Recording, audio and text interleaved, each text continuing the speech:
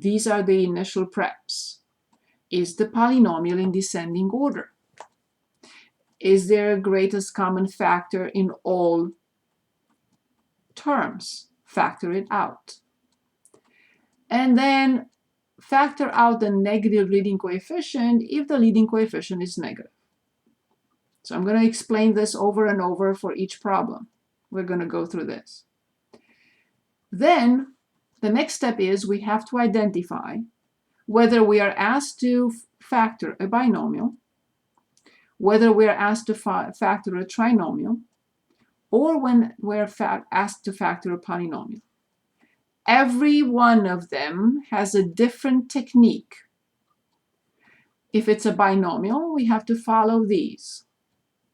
If it's a trinomial, we have to follow these steps. If it's a polynomial, it's the easiest because we only have one step. So I'm going to start with binomials.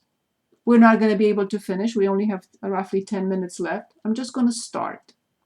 And we're going to go back. This is the topic that trips up everyone or almost everyone in this class and beyond. So we're going to take a lot of time on this. So the first step, factoring binomials.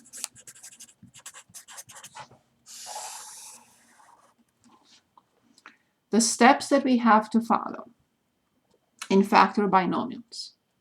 The first few steps are the same for all. 1. Descending order.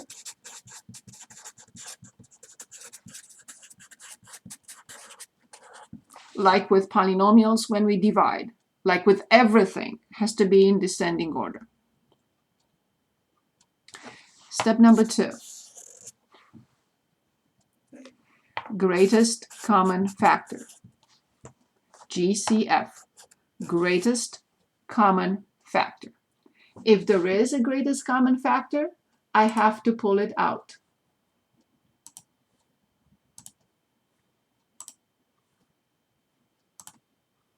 Okay? Now, it is imperative and very important, if the leading coefficient is negative, if leading coefficient is negative, pull out -1 in addition to the greatest common factor. Okay, after I go through these steps in my head very quickly, I reached the final step. What is the final step? Special products.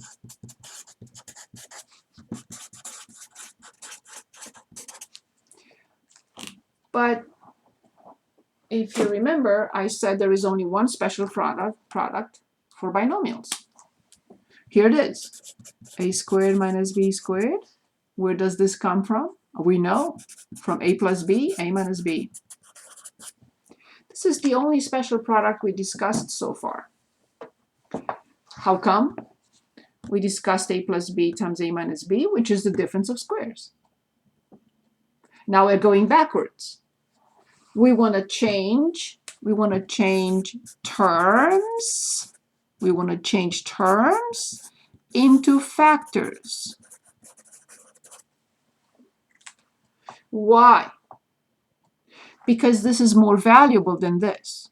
With this I can simplify, with this I can solve equations, with this I cannot. Or this is more valuable than this.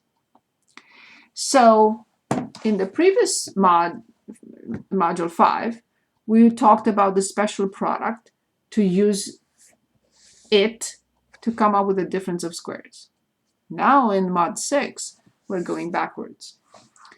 Okay, so I said here special products. This is the only one we discussed. Okay, here's the next one.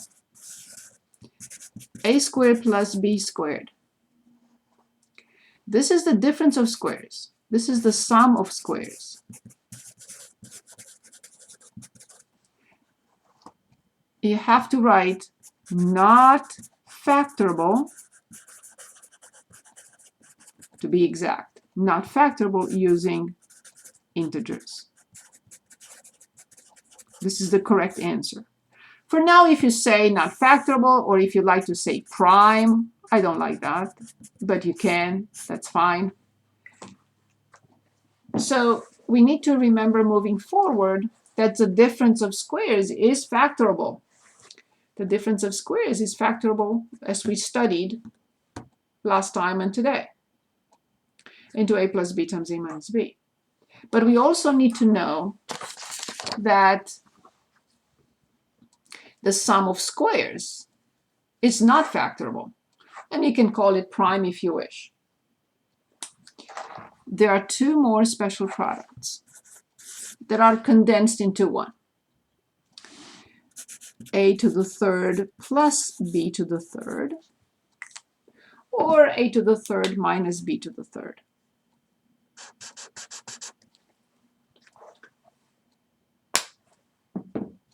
Good.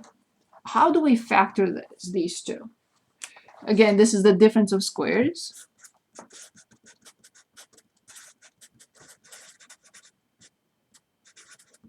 Or perfect squares. What do you think this is? Either sum or difference of what? Of perfect what?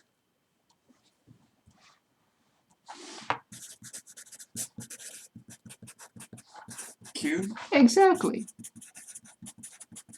Perfect cubes. Excellent.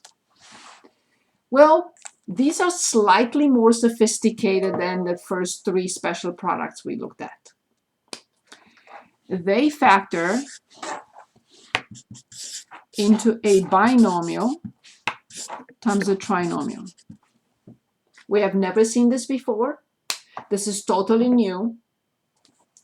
Not difficult, slightly more cumbersome. But if you remember the special products from last time, you will have zero difficulties here. The binomial has to be exactly what it is, without the cube.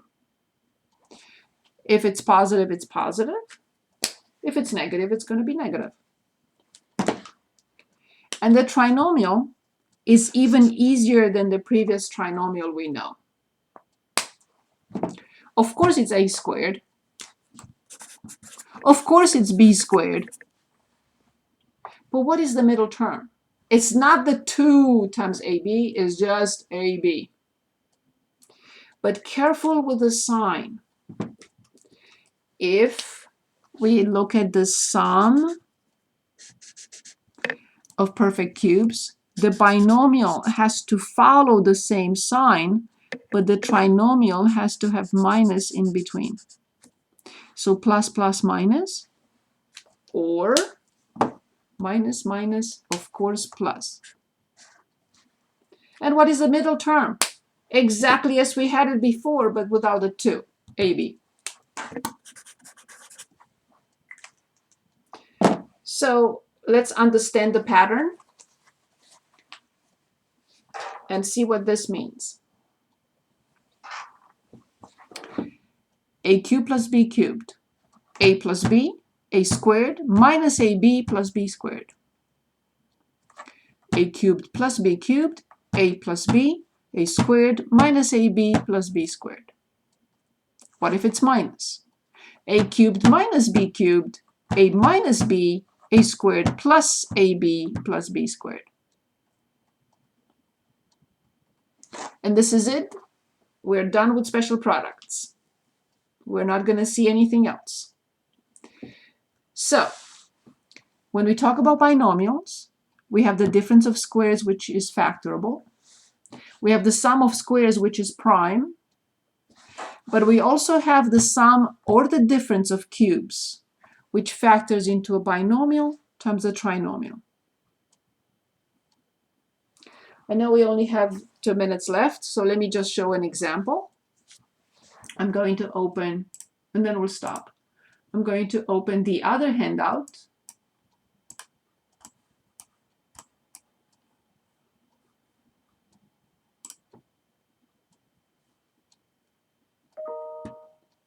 And look right here.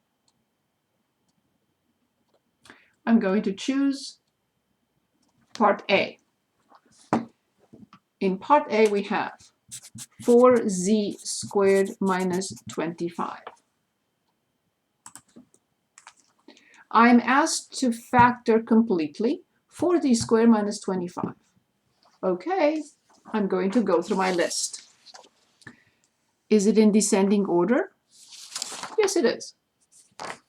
Is there a greatest common factor present in both? No. 4 and negative 25, no common factor. Is the leading coefficient negative? No. The leading coefficient is 4. Now I'm going to ask myself, what is it? Well, we have only talked about binomials, so it is a binomial.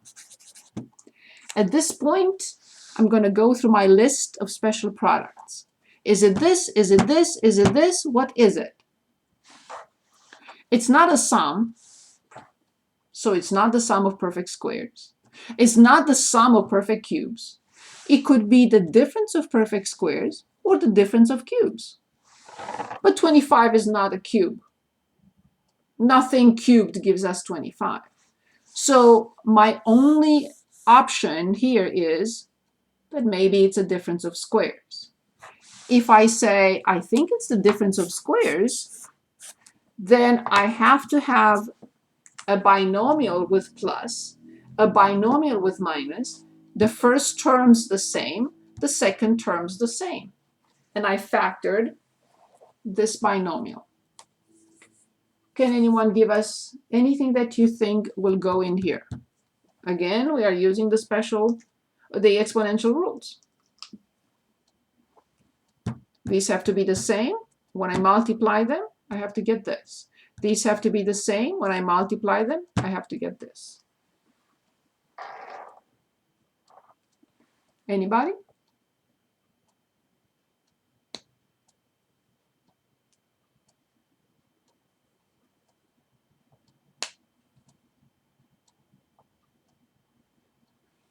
Anybody, please? We had this example some time ago.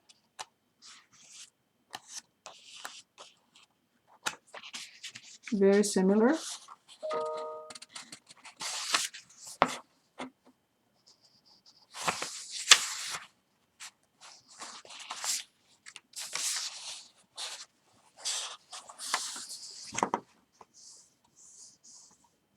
Very similar. So what do you think?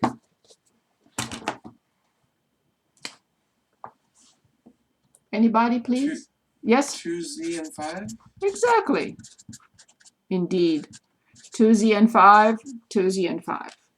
First term squared, second term squared. Very good.